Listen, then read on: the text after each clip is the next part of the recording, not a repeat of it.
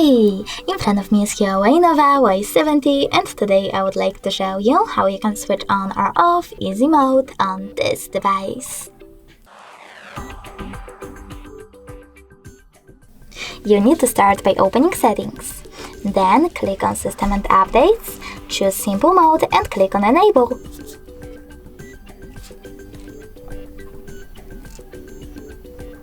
As you can see, after a couple of seconds, easy mode is on.